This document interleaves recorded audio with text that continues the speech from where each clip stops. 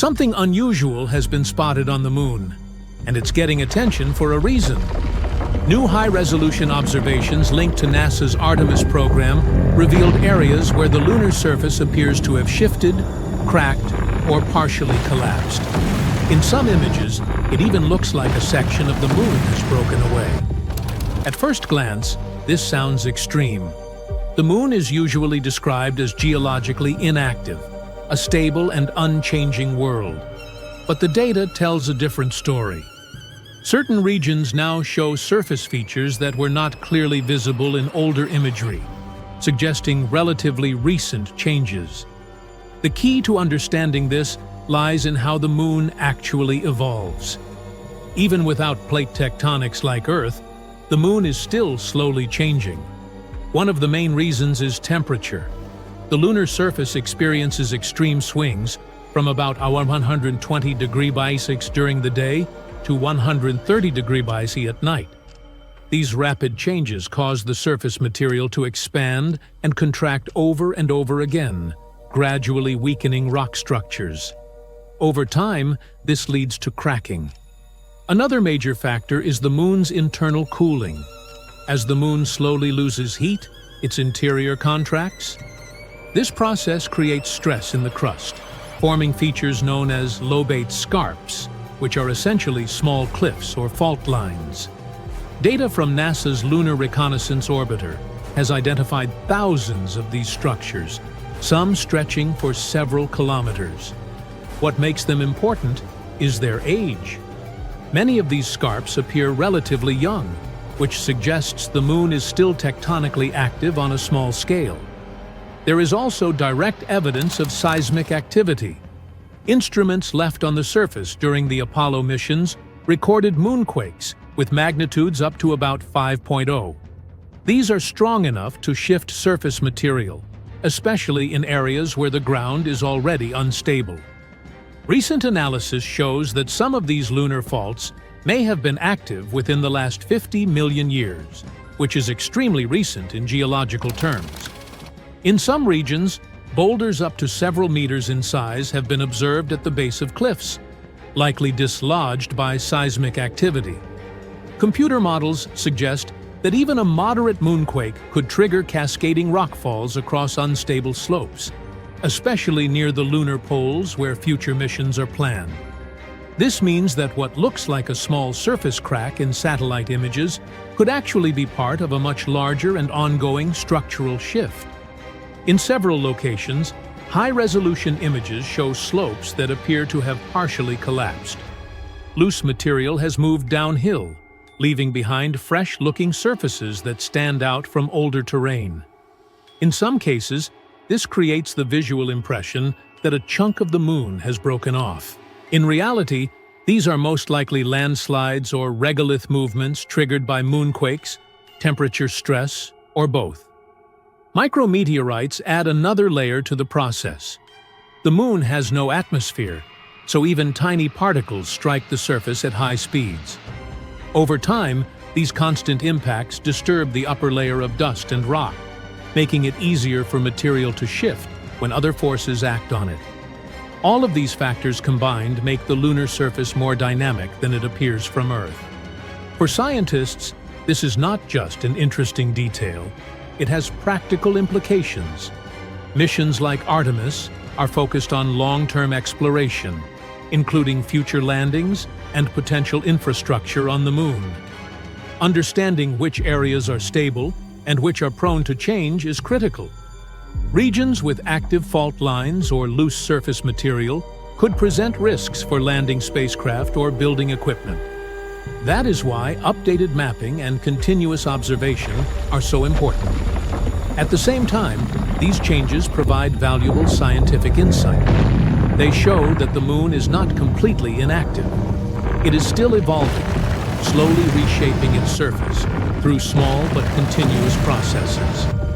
The idea that a massive piece of the moon suddenly broke off is not supported by current evidence. But smaller-scale changes are happening, and they are measurable. And in some cases, they can look dramatic enough to raise new questions. Because when we look at the moon with higher precision than ever before, we are starting to see something unexpected. A world that seemed frozen in time is still changing. Hey, does anyone remember the gold rush? Back in the 19th century, prospectors were flooding California rivers with a pan in hand, chasing wealth. Well, scientists now say it might be time for the moon rush. Because apparently, precious metals worth over $1 trillion could be hiding underneath the surface of the moon. That's a lot of money. However, can we really reach it? And if so, who does it belong to? If you have ever paid close attention to the pictures of the moon, you probably noticed a lot of holes and craters. Our satellite is like a giant Swiss cheese. It has over 1.3 million craters, if you count those larger than 0.6 miles. But today, we're focusing on about 6,500 really big ones, those over 12 miles wide.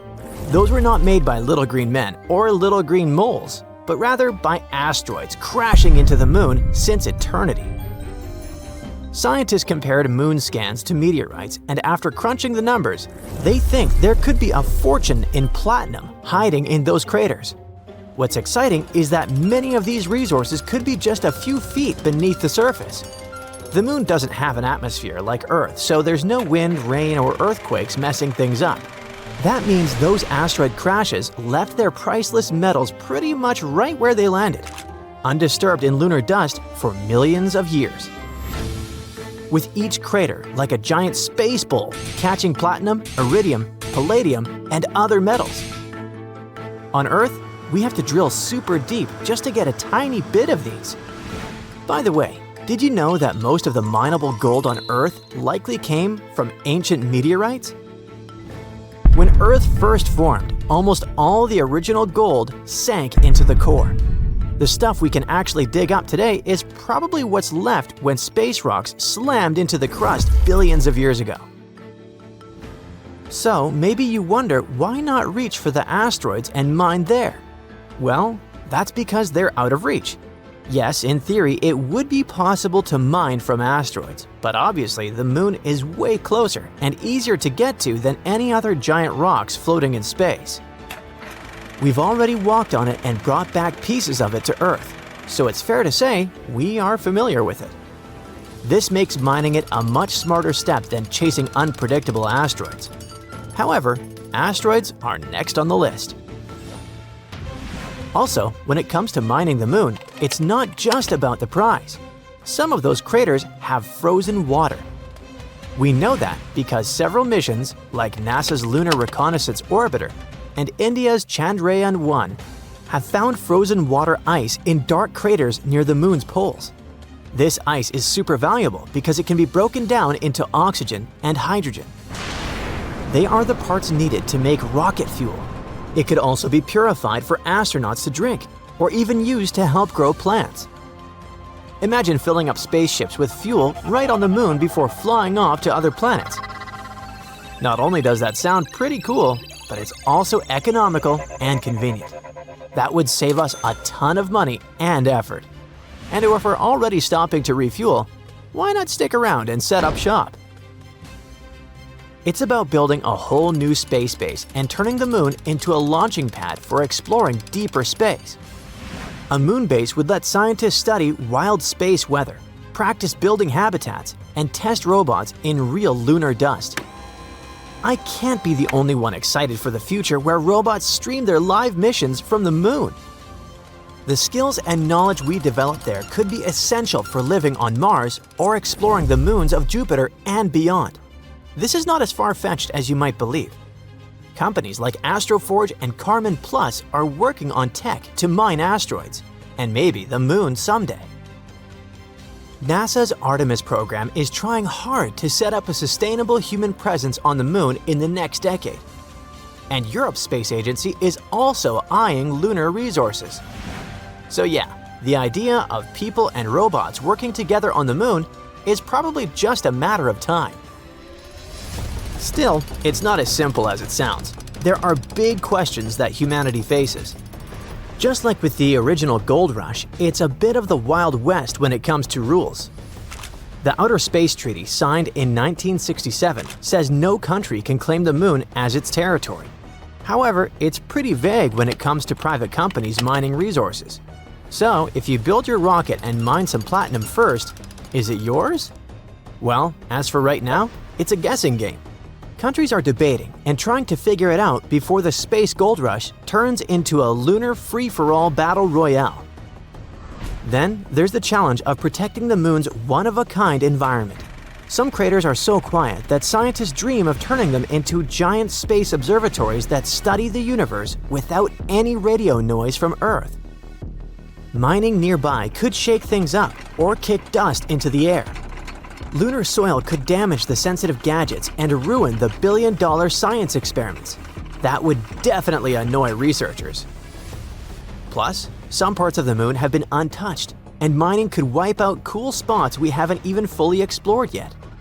So basically, we want to make sure we don't turn the moon into a lunar construction site before we've learned all its secrets. That's why some experts suggest setting up protected zones on the moon, like national parks here on Earth, where mining and heavy machines just aren't allowed. That way, we get the benefits of lunar resources but keep the moon's most important areas safe for research and discovery. But here's an even bigger question.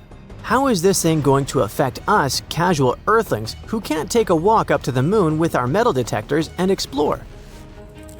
The moon's rare metals aren't just worth a lot. They could actually be super useful for future tech. Platinum group metals, which might be found in lunar soil, are used in things like medical gear, satellites, and even some types of batteries and fuel cells. If the moon really is sitting on $1 trillion treasure, it could boost tech industries and possibly lower costs. There's also helium-3, a rare isotope found on the lunar surface. Scientists think it could someday be used for nuclear fusion, providing a clean, powerful source of energy that doesn't create greenhouse gases or long-term radioactive waste. If fusion becomes possible, even small amounts of helium-3 could power entire cities. One cool perk of using resources from space is that we could cut down on all the digging and pollution here on Earth. That means less damage to our environment and more sustainable ways to keep up with our growing population's needs. On the other hand, all these new opportunities could create new challenges. Of course, there's going to be a cosmic tug-of-war with who gets the goodies. Nobody wants the fear of missing out on a moon rush. Bottom line, lunar mining isn't just a science experiment. It's something that could affect economies, technology, and the environment here on Earth, for better or worse. When I was a kid, hundreds of years ago, we had the moon bases on the covers of our science books. One of the reasons why moon landing projects became so rare is that it just wasn't financially viable. Why should a country spend resources to get to the moon if there's nothing valuable up there? However, now that we think there's something out there, everything could change. That's why I already imagine myself working 9 to 5 on the moon, fixing robots and growing moon plants. But it's time to get back to Earth, so to speak. Nobody's setting up a moon McDonald's or booking lunar Airbnbs just yet.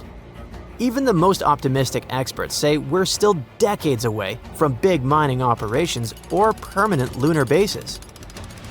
For now, most missions will be robotic, experimental, and with price tags that will make your head hurt. So until we all get our moon mining helmets, it's something to think about while moon gazing.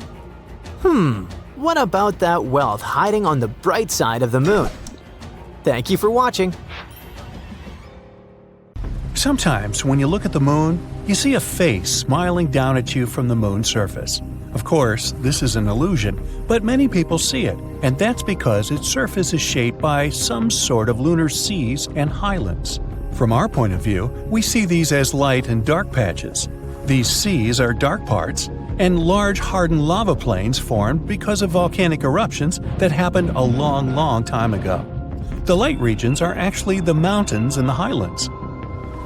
And people all around the globe see these lunar patches as a smiling face or even some other shapes. Our brain tends to play with things of this nature, and that's a phenomenon called pareidolia. It's when you see familiar faces and shapes even though they're not actually there. similar to how you can see a face in a slice of toast or shapes while watching the clouds. And in the northern hemisphere, people see a face in those different lunar seas. The eyes are the Sea of Serenity and Rain, the Sea of Clouds represents his mouth, while the seas of islands and vapors form his nose. But that's just one way to interpret this picture, and that mostly works in the northern hemisphere. If you live in the southern hemisphere, you see the moon the other way up. When they look at the moon, some see a person that looks like they're carrying a bundle of sticks. Or there's the shape of a woman. She wears her hair up and it has 2 jewels in it, and they see the left side of her face in profile. One of the craters is reminiscent of a shining diamond which, it seems, she's wearing around her neck. In some places, people may see the shape of a rabbit, whereas people from the Pacific Northwest in America even have a story about the toad they see when looking at the moon. The story says there was a wolf that fell in love with a toad, and the toad didn't quite trust the wolf since it wanted to escape and didn't know where. It simply made one huge leap and landed on the moon. Now, do other planets have beautiful rainbows like we do? The ingredients for that are raindrops and sunlight. At the moment, we don't know of a planet with liquid water on its surface, and none have enough water in their atmosphere to make it rain. But droplets of some other liquid could refract light coming from the sun and spread it out into various colors. Titan is one of Saturn's moons, and the atmosphere there is rich in droplets of liquid methane, which probably form rain. The atmosphere on Titan is very hazy. That means that direct sunlight is not that common, but there's still a slight chance we could catch methane rainbows someday. If they really exist, they'd be similar to rainbows on Earth, but they'd be a bit broader because methane refracts light differently than water. There's a similar thing on Venus called glory. Scientists caught pictures of this optical phenomenon of sunlight falling on sulfuric acid droplets, similar to a rainbow. Jupiter is insanely big, around 11 times wider than Earth. Not only that, our planet is twice as small as its Great Red Spot, the raging storm that's been present on the planet for more than a century. Now, we owe Jupiter a lot. Its radiation is 1,000 times stronger than the lethal level for us, and the gravitational force is so powerful that it actually protects our planet from collisions. In some other planetary systems, giant planets like Jupiter can move around and migrate from the place where they were originally formed. They spiral inward and get closer to their stars. When they move around, they can cause a lot of trouble. When they get closer to their stars, they can swallow and destroy some innocent small planets or other celestial bodies that stand in their way. But if these giants remain far away from their stars, they serve as guardians of the planetary system. They protect the planets in the inner orbits and allow them to circle around a central star.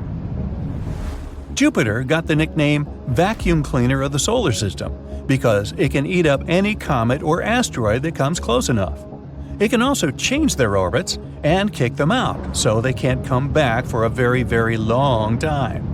That way, Jupiter protects the inner planets, although sometimes it accidentally sends asteroids or comets into them, causing collisions like maybe the one that made the dinosaurs extinct 65 million years ago. Now, Saturn's rings are the most famous ones in our solar system. They are far-reaching, colorful, and highly visible. You can even see them using a backyard telescope. But some other ice and gas giants also have them too, like Uranus. It has the second most interesting set of rings in our solar system. There are 13 rings, and they're all made of very dark particles that are different sizes. They're most likely young, way younger than Uranus itself.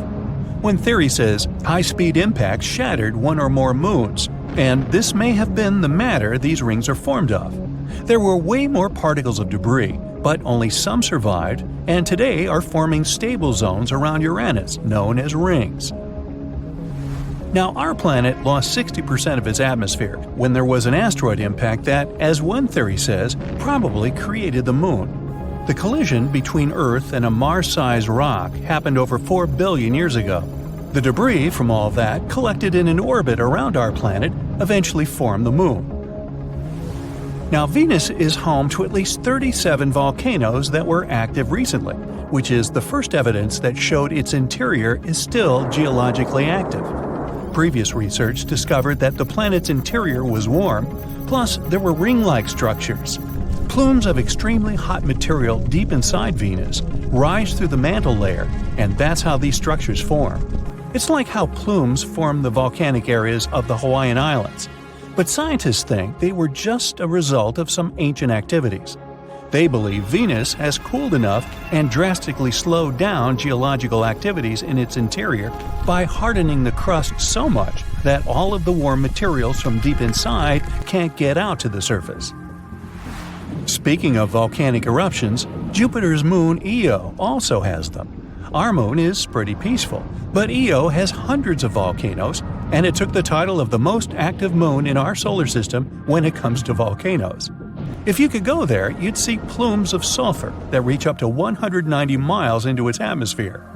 Volcanoes there emit 1 ton of particles and gases into space near Jupiter, its parent planet, every second. This could be because Jupiter's strong magnetic field and gravitational force. Io's interior tenses up and relaxes as it orbits Jupiter and gets closer to it and farther away from it, which generates huge amounts of energy, enough for volcanic activity. There are billions of comets in our solar system. Most of them are in the Oort cloud and the Kuiper belt. A comet generally consists of rock and ice, at least until it gets closer to the Sun. Then its exterior turns into a cloud of dust and gas. And that's why comets have their specific tails. Pluto's unique surface is a series of domes, peaks, and troughs on the planet's landscape, which may have been formed because of its many large ice volcanoes. Neither erosion nor some other geological activity has done that much, but its ice volcanoes actually push icy material up to the surface. There are also a couple of craters in this area of the hemisphere called New Horizons. Asteroid impacts probably caused these. Plus, these craters aren't that geologically old. Also, the interior of Pluto probably retained heat, which enabled matter rich in water and ice to deposit onto the surface. And those specific structures I mentioned before could have formed because the water was rising up from the interior of the planet and ended up being rapidly frozen because temperatures on Pluto are extremely low, in addition to atmospheric pressures. Uranus is the second least dense planet in our solar system. The least dense one is Saturn. Now, even though Saturn is 14.5 times as massive as our planet, it's still less dense than water. This means that Saturn would float in a pool if it was more than 37,000 miles wide, so the planet would have enough space to even be in there. Whoa, that's a big pool. Now back to Uranus. Since its density level is so low, you probably experience less than 90% of its gravity, assuming you could even set foot on its cloud tops. Now Mars has pretty crazy dust storms, the biggest ones in our solar system actually. They can blanket the whole planet and last for months.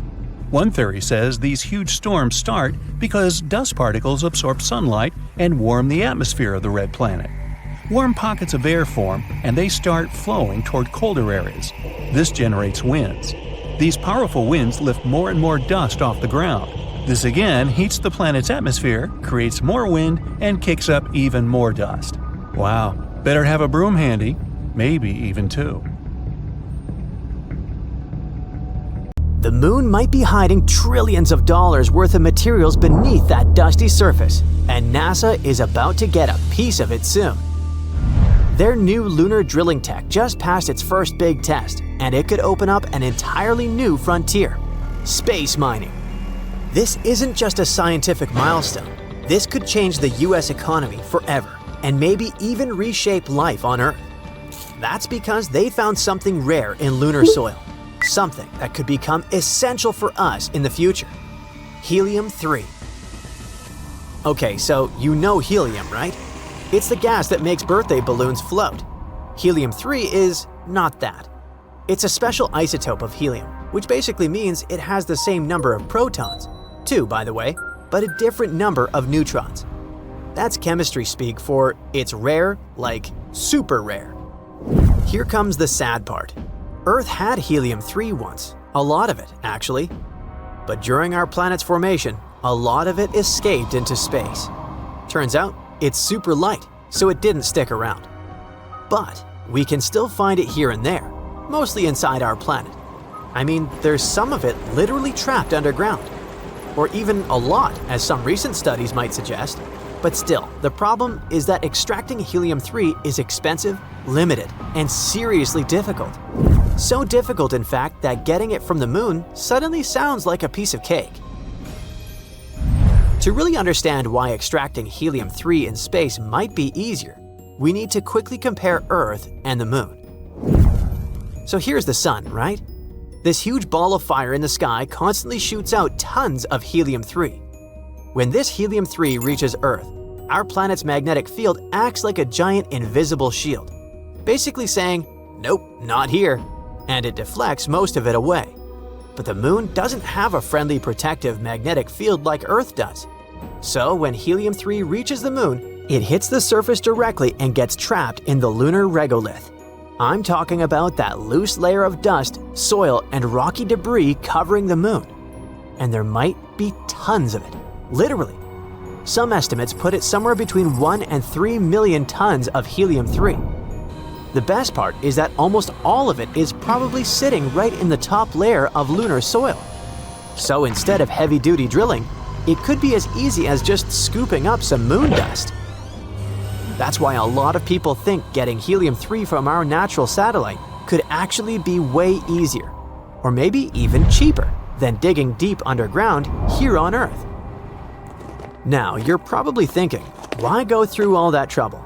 I mean, if it doesn't work for birthday balloons, what's the big deal with helium-3? Well, for starters, it's already being used in advanced medical tech, like magnetic resonance imaging and X-ray. But here's the real game changer. Helium-3 could actually end our dependence on fossil fuels for good. This rare isotope could be used for advanced nuclear fusion reactors here on Earth. In other words, it could give us nuclear energy that's not just super efficient, but a whole lot safer too. See, most nuclear power plants today run on a process called fission. They use uranium-235, and when those atoms split, you get a ton of energy. But you also get something else: radioactive waste. And yeah, it's just as dangerous as it sounds. But helium-3 is different. It could power future reactors with a process called fusion. If you mix helium-3 with a type of hydrogen called deuterium, you get a lot of energy, but without the dangerous waste. It could be cost-efficient too. Let's say a single space shuttle cargo bay could carry about 25 tons of helium-3. That would be enough to power the entire United States for a year. And scientists believe there's enough helium-3 on the moon to power the whole world for 10,000 years. These are only estimates for now, but the future potential is so exciting that the demand for helium-3 is already skyrocketing, and so is its value. In 2024, some experts say that the helium-3 market was worth about $670 million. This year, it's expected to hit around $730 million, and 10 years from now, experts believe it could reach nearly $1.6 billion. Sorry for all the numbers, I just wanted to show you why mining the moon matters. It might actually save us from a future energy crisis by giving us almost endless, clean nuclear power. Everything sounds great so far, but there's one big challenge. Mining helium-3 on the moon is one thing. Bringing it back to Earth is a whole different story. So let's look at one possible solution. First, robots or specialized machines would drill into the lunar soil or simply scoop up moon dust to collect the helium-3. Then it gets packed into containers and launched off the moon, heading for Earth. When the containers get close to Earth, a ship called the Space Rapid Transit will pick them up in orbit. Think of it as a reusable space truck with engines that can even use air for thrust. Finally, the ship would land at an airport here on Earth. From there, the helium-3 would head straight to power plants, giving us clean, safe, and almost unlimited energy. See how challenging it sounds, right? Of course, specialists are still figuring out the best way to transport helium-3. But one thing is certain, we're getting closer and closer to building a full mining base on the moon. NASA recently tested a new drill technology called Trident. And as soon as it touched the lunar surface, it started working right away and performed perfectly. For now, its main purpose is to bring soil to the surface so scientists can study it. They want to learn more about how strong the lunar regolith is and how it reacts when drilled. That's definitely an exciting step towards extraterrestrial mining. Because it's not just helium-3, you know. There are a lot of other valuable things that can be taken from the moon. For example, there's water ice on the moon, and from that, we could extract oxygen and hydrogen. Then there could be rare and expensive metals like platinum, rhodium, and iridium. We could even mine iron, silicon, and aluminum, which would be perfect for building things directly in orbit, like future space stations or other infrastructure. Now that we know how important mining the moon could be, you're probably wondering, is any of this even allowed? I mean, who actually owns the moon? The short answer? Nobody. Even though NASA is up there doing research, that doesn't mean the United States owns the moon. Back in 1967, some nations signed the Outer Space Treaty. It basically says no one can claim ownership over our natural satellite or any other celestial body. Not an asteroid, not a planet, not even a random rock floating out there. So, if a country wants to explore the moon, sure, they can do it, but they can't plant a flag and say, "This is ours now." Here's where it gets messy. Companies. There isn't much of an agreement about what private businesses can and can't do out there. For example, a private company sets up a moon base. They land a successful spacecraft, build a small station, and even start digging. The base itself belongs to them, sure, but the land they're sitting on does not. Everyone is on the same page up to that point. The tricky part is, the treaty doesn't really spell out what happens to the materials they dig up. Nobody is totally sure if those resources would even belong to them. And if the materials are not technically the company's, can they even sell them? It's hard to say. So yeah, sorry. Even if you had the cash to build your own lunar base, you probably can't just scoop up helium-3 and bring it back as a souvenir. I mean, unless you want to risk becoming the first person ever banned from the moon. This is a typical crater on the moon. It's here because, once upon a time, an asteroid crashed right into it. Yep, a lunar crater forms when an asteroid, meteoroid, or a comet slams into the moon's surface. And as you can see, it's happened a lot. But one crater formed in a very different way. But then, how did it form? Well, let's rewind a bit. There's a widely accepted hypothesis that the moon itself is a product of collision, just like all these craters. But that collision was way tougher. It happened over 4.5 billion years ago when a huge Mars-sized planet called Theia crashed into Earth. That event threw a bunch of debris into orbit. Eventually, it came together to form the moon. Now, for a while after that, the moon was basically a giant ball of lava. But because the early moon was very close to Earth, our planet's gravity kept squeezing it, making it even hotter. In the end, though, the moon drifted farther away, cooled down, and formed a rocky crust. Now, moving on, about 4.3 billion years ago, an asteroid the size of a small country, like Nepal, way bigger than the one that wiped out the dinosaurs, slammed into the moon's far side. It left an enormous crater called the South Pole Aitken Basin. It's up to 5 miles deep and about 1,500 miles wide. For comparison, that's roughly the distance from New York to Dallas and deep enough to swallow Mount Everest. Now, scientists think that impact may have dug up and scattered some ancient stuff from deep inside the moon. A mixture of materials nicknamed creep, short for potassium, rare earth elements, and phosphorus. It's like a chemical time capsule from when the moon was still a lava ocean. Now, you want to know the reason why this area could be even more scientifically interesting than we realized? You see, until recently, researchers believed the asteroid came from the south, slamming upward and spreading a bunch of radioactive material, that very creep, around the crater's northern rim. But after looking closer, scientists realized the impact actually came from the north, which means all that valuable creep ended up on the southern edge instead. And guess what? NASA's Artemis 3 mission happens to be targeting that exact southern region.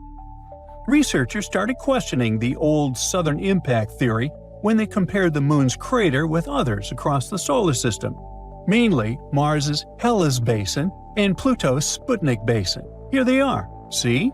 All three have this bizarre teardrop or avocado shape, wide on one side and pointy on the other. And exactly that pointy end usually shows which direction the asteroid came from. In the case of the South Pole Aitken Basin, that means the asteroid hit from the north, not from the south. To confirm it, scientists dug into old data from NASA's Lunar Prospector mission. It orbited the Moon in 1998 to 1999. That spacecraft measured radioactive elements on the surface and found high concentrations of thorium, a key part of creep, around the basin's southwestern rim. Now, the Artemis 3 mission is NASA's big plan to put humans back on the Moon for the first time since 1972.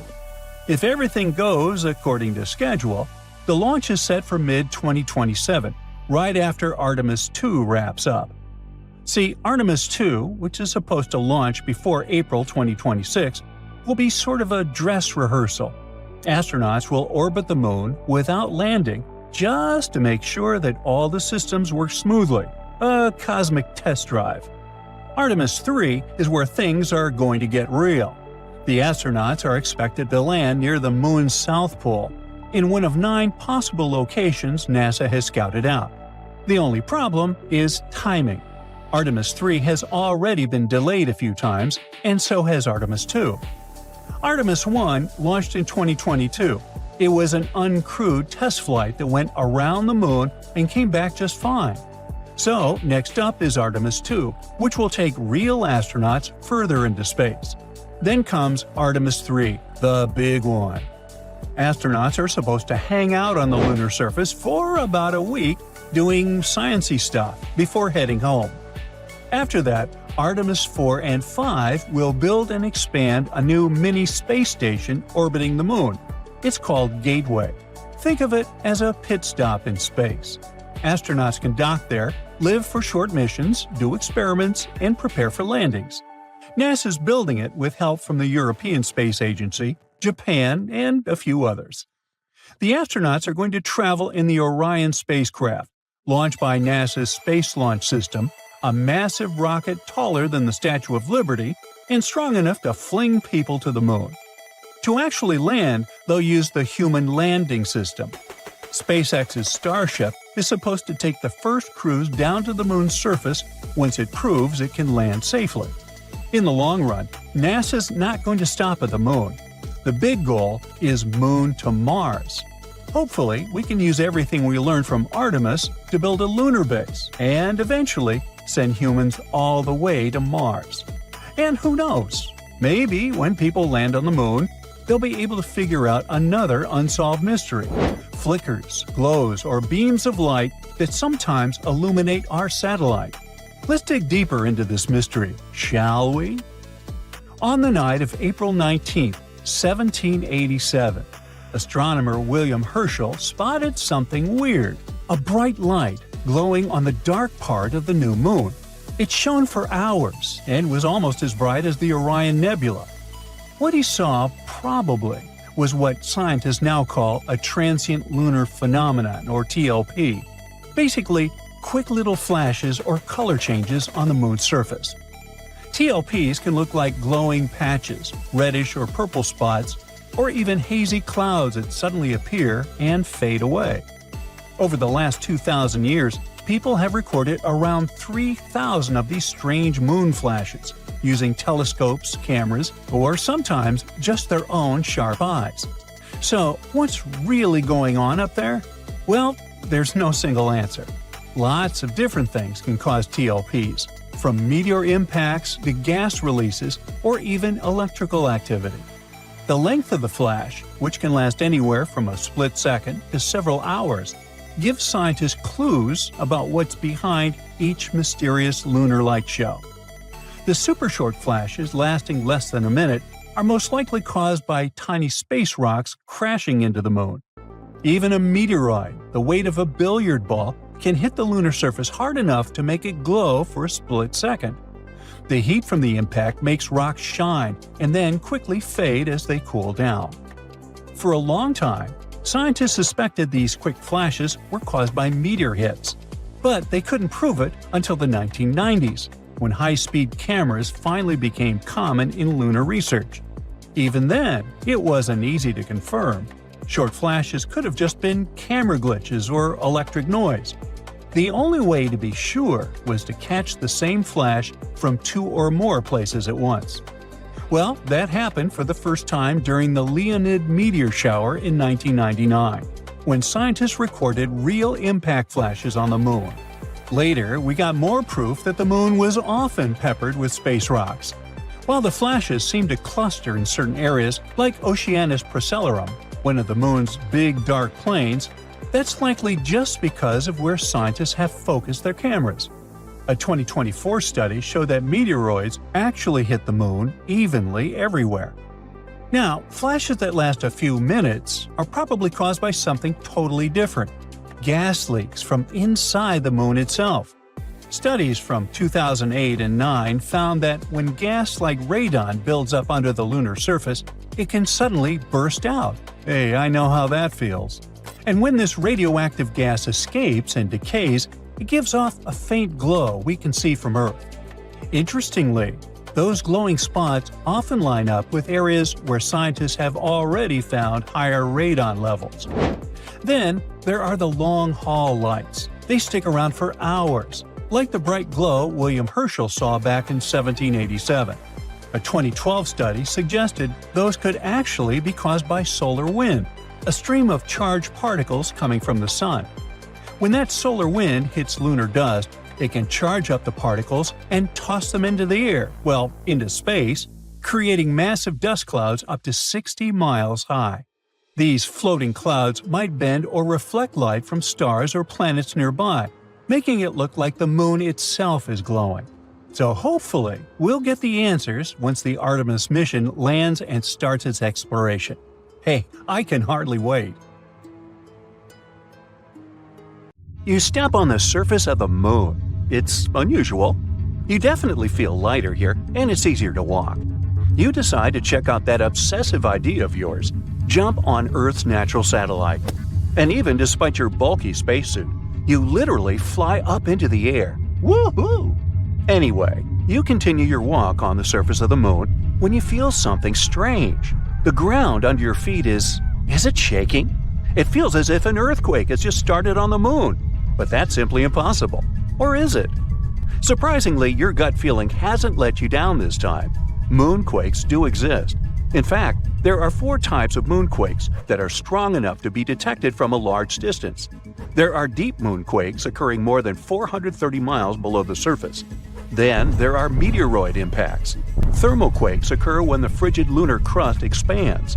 It happens when the morning sun illuminates the satellite after a 2-week-long deep freeze lunar night.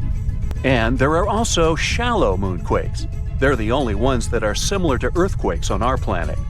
Shallow moonquakes happen 12 to 19 miles below the surface, and they're the most powerful and dangerous.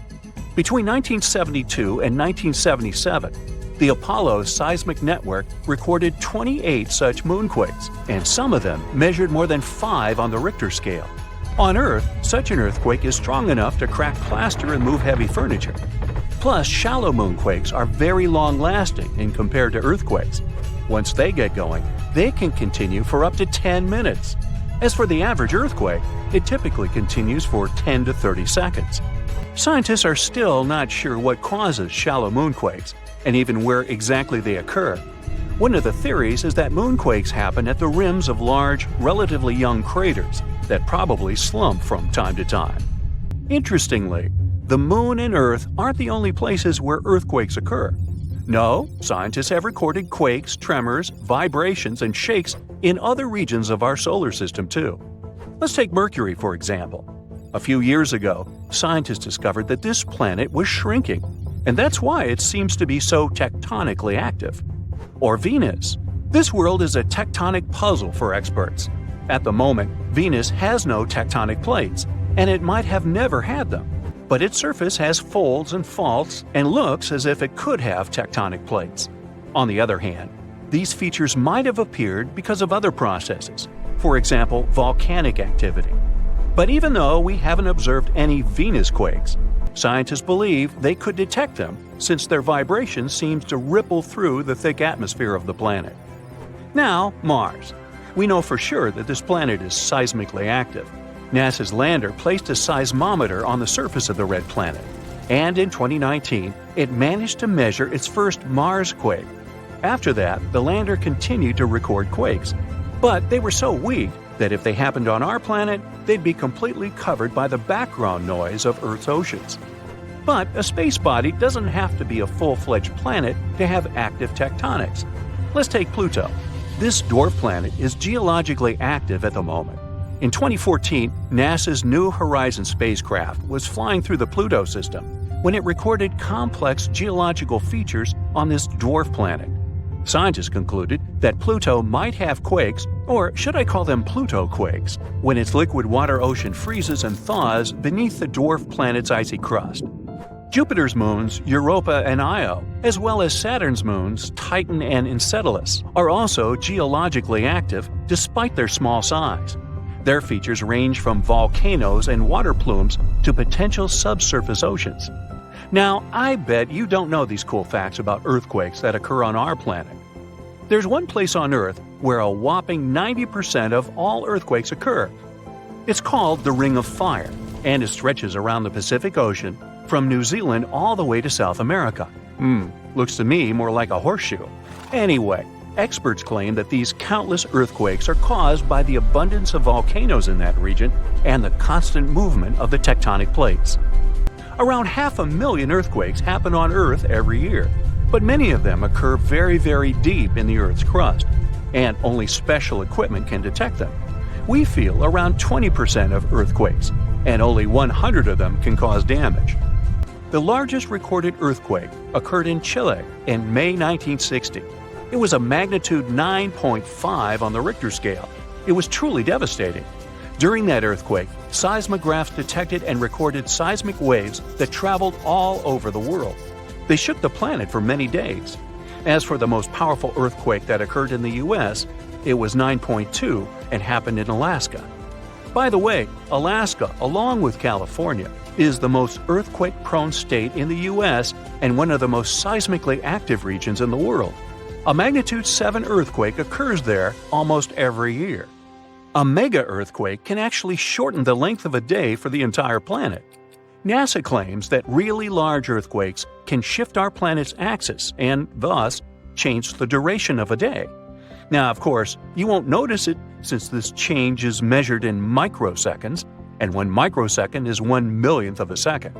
Scientists think that the 9.1 Sumatra earthquake, which occurred in 2004, shortened the day by 6.8 microseconds.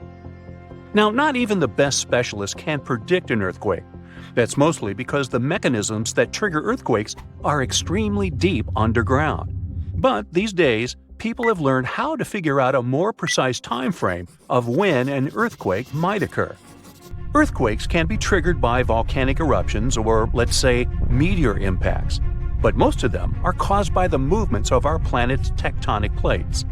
Earth's surface consists of 15 to 20 constantly moving tectonic plates. Pressure increases when they shift, and this can make the crust of our planet break. San Francisco is moving toward Los Angeles right at this moment. The speed of its movement is about 2 inches per year.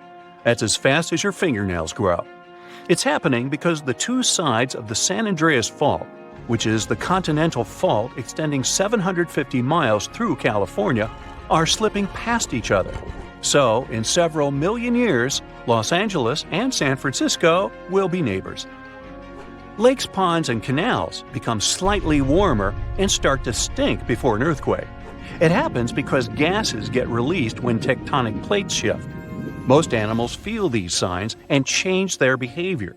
For example, scientists noted toads completely disappearing before an earthquake in Italy in 2009. But as soon as the natural disaster was over, they returned. Even after an earthquake is over, you might still see water sloshing around in your swimming pool. There's no need to worry. This is a phenomenon called a seiche. The water can keep sloshing around for hours after the earthquake is over. For example, the pool at the University of Arizona lost some water from a seiche caused by an earthquake in Mexico that occurred 1,200 miles away. On February 27, 2010, a massive earthquake started in Chile. It measured 8.8 on the Richter scale. As a result, Earth's crust in that region was ripped so dramatically that a city called Concepcion moved 10 feet to the west.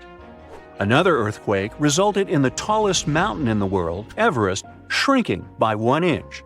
It happened in 2015 when a magnitude 7.5 earthquake caused several Himalayan mountains to decrease in size. The Japanese used to believe that earthquakes were caused by namazu, a giant catfish that lives submerged in the mud under the Japanese islands. The fish would thrash about, causing seismic activity. As for the ancient Greeks, they were sure that a powerful sea deity, Poseidon, produced earthquakes by hitting his trident against the earth when he was angry. According to Hindu mythology, 8 elephants hold Earth in place. They are, in turn, balanced on the back of a ginormous turtle, standing on the coils of an even larger snake. And every time any of these animals moves, an earthquake occurs. Back when Apollo missions were launched, astronauts returning from the moon claimed that moon dust, the gray sand-like dust covering much of the satellite's surface, smelled and tasted, yes, they actually tasted it, like gunpowder. But the stuff moon dust is made of is nothing like gunpowder. About half of its composition is silicon dioxide glass from impacts with meteorites. They hit the surface of the moon at incredible speeds. Whoa! The high temperature makes the topsoil fuse into glass, and the impact shatters it right afterwards, creating the gray and clingy dust. The rest of moon dust ingredients are minerals such as iron, calcium, and magnesium, while old-fashioned gunpowder consists mainly of saltpeter, charcoal, and sulfur. In other words, moon dust shouldn't smell like gunpowder, but it does. Besides, when astronauts brought samples of it back to Earth, there was no smell left at all. One explanation could be that the moon is similar, in a way, to Earth's sand deserts, like the Sahara. It's extremely dry and arid. When you sniff the air in a desert, you don't smell anything. But if you get caught in the rain there, the moisture will raise all kinds of odors from the ground that were previously trapped in the dry sand. With moon dust, it might be similar. While on the surface of the moon, it doesn't smell at all. Not that the astronauts could sniff at it wearing their spacesuits, though.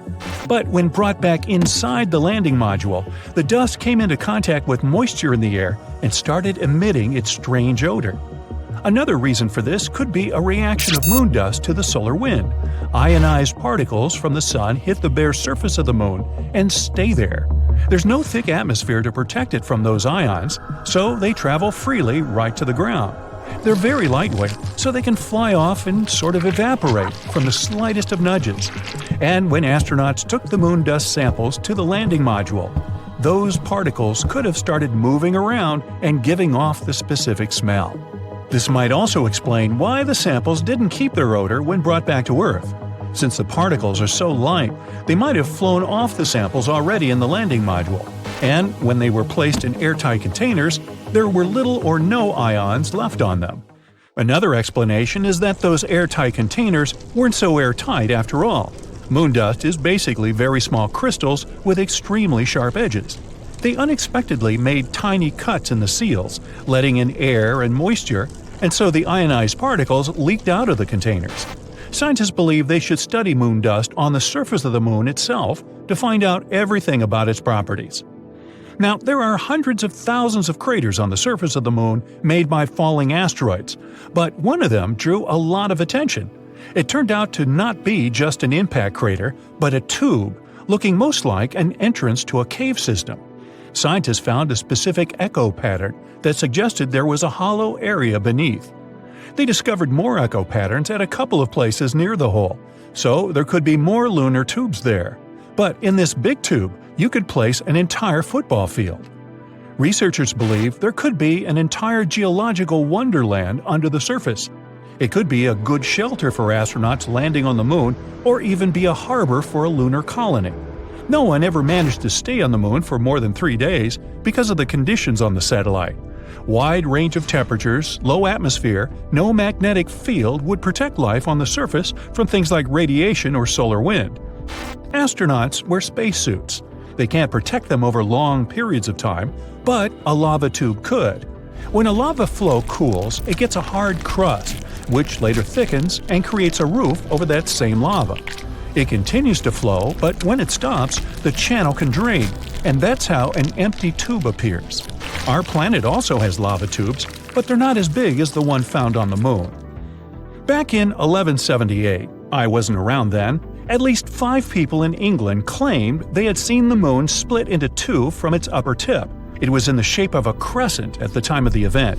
When the crack widened, fire started blazing from it, which the single monk who chronicled it described it as a flaming torch sprang up, spewing out fire, hot coals, and sparks. Then the Moon started shifting around and pulsating, but soon stopped and turned a slightly darker shade. The event didn't receive much attention from scientists, though, until the second half of the 20th century. Researchers studied the chronicle and figured out there was a huge 14-mile-wide crater on the surface of the Moon at about the spot described in the book. Only a very large asteroid could have left such a scar on the satellite's face. And when they investigated it more closely, they found out it was pretty recent by astronomical standards. In fact, it really could have appeared about 800 years ago. But in that case, millions of fragments from the asteroid and the Moon would have hit the Earth as well, and then people would have seen an incredible meteor shower. It would have been very bright, and the memories of it would have definitely been in the archives. But that didn't happen. In addition, many scientists argue that the crater isn't as young as it might seem. The most popular and justified theory is that it's about 1 to 10 million years old. If it had appeared as recently as 800 years ago, parts of the surface of the Moon in and around the crater would still have been warm from the impact. The most likely explanation of what really happened back in 1178 is that observers were extremely lucky to see an asteroid falling towards the Earth and burning in our planet's atmosphere. The spectacle would have been incredible, and seen from a proper angle, the burst of the asteroid could have really looked like it was the Moon exploding. That would explain why there were so few witnesses of the phenomenon. The right spot to see the show, as they did, was only a couple of miles wide. As for real events on the Moon, water and oxygen were unexpectedly discovered on it not long ago. Water might have been brought to the satellite by asteroids hitting its surface, many of them carrying H2O molecules, and those that are left on the Moon in tiny amounts after the impact. There's precious little water there, though. By comparison, even the Sahara Desert has more of it than the entire Moon. Oxygen is also present as separate molecules floating around, so you still can't breathe on the Moon. Solar wind brought them there. Waves of energy from the Sun travel at extremely high speeds through space, scrape oxygen from the upper parts of our atmosphere, and carry it further. Eventually, the wind with the oxygen molecules reaches the Moon. And that's where something incredible happens. The Moon starts rusting. There's plenty of iron in the lunar soil, and when it's exposed to oxygen and water, it naturally rusts. Some parts of the Moon have actually already turned slightly reddish. They're regions where there's the highest concentration of molecules. If this process goes on long enough, in the distant future, the Moon will look like Mars. It will turn orange-red. Yes, the signature color of Mars came exactly from the corrosion that began there thousands and thousands of years ago, when there were rivers and seas with water and an atmosphere with oxygen. Another unusual phenomenon is the blue and red lights on the Moon. They can be seen when it's crescent-shaped. The flashes come and go very quickly, almost like lightning. And in fact, that's what they basically are, electric bursts. Tidal forces are to blame for this. They cause mechanical stress buildup in the rocks. This can produce an electric field, which creates the blue flashes that have surprised many amateur astronomers. But still, there's so far been no green cheese discovered there, or moon pies for that matter. Disappointing, I know. Recently, Chinese scientists discovered something interesting on the Moon, an unusual crystal.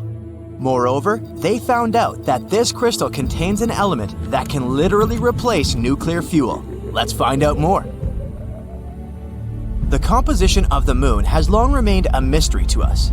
Half a century has already passed since the Apollo mission, Unfortunately, we haven't traveled to the moon much since then, so it's not surprising that it's not so easy for us to study it. But recently, we've made a breakthrough in this area. In December 2020, Chinese scientists sent the Chang'e 5 probe to the moon. The mission was named after the ancient Chinese deity of the moon, Chang'e. Quite poetic, isn't it? Anyway, after the probe went to the nearest side of the moon, it spent several days digging through the surface and rocks and then returned to Earth. In total, it collected about 4 pounds of various lunar rocks, like basalt, solidified lava, and so on. And yeah, maybe it doesn't sound too impressive, but it's actually a mini breakthrough. After all, we hadn't received any lunar samples since 1976. And these samples are very important for learning the history of our world. We've been struggling for many years to find out, for example, how the moon was born at all. Yes, there were a lot of theories, but we still couldn't find any proper evidence for any of them. But thanks to the latest missions and some computer simulations, scientists finally found out the truth. The moon was born when some random dwarf planet crashed into our Earth many millions of years ago. This dwarf planet was slightly smaller than Mars. The fragments of the Earth went into space, but some of them stayed in our orbit. Then they stuck together and formed the moon. It sounds horrifying, but in reality, the birth of the moon was the best thing to ever happen to our planet. If it weren't for this beautiful satellite, all our oceans would be small puddles. Life wouldn't have appeared on Earth at all. So this is already an amazing discovery. But that's still not all. Studying the collected rocks, scientists from the Beijing Research Institute discovered something unusual: a rare lunar crystal. Looks pretty boring, doesn't it? Just some tiny transparent monocrystal about the thickness of a human hair. We've already found such things on the moon before. These crystals were formed as a result of volcanic activity, just like some garnets on the Earth. And yep, the place where they discovered these crystals also suffered from volcanoes 1.2 billion years ago. That means that this tiny baby is over 1 billion years old. But that's not the most important thing. It's the fact that this crystal is made of a unique material, the one that we've never seen before. Researchers from the International Mineralogical Association have confirmed that such a composition can't be found anywhere on Earth. The crystal was named Chang'e, again after the same moon deity. And this is another achievement. This is the 6th previously unknown mineral that we've found on the moon and the first one found by China. Now, it has become the 3rd country in the world to make such a lunar discovery. However, this tiny crystal still wasn't the only remarkable thing they found. After studying this gem and about 140,000 other lunar particles, scientists have discovered something else. They found helium-3. Why is it so important? Because this is one of the elements that feed the sun and other stars in our universe. We tend to say stuff like, put out the sun is burning, and so on. And this is one of the reasons why many people actually think that the sun is a huge fireball. But it's not. Its burning is actually a completely different process, which is called nuclear fusion. The process itself is quite simple.